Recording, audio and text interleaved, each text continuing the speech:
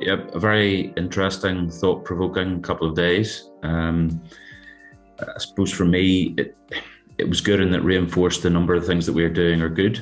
Um, but it's also highlighted some areas where we need significant improvement, I think, in how we protect, analyse, and understand issues on our networks.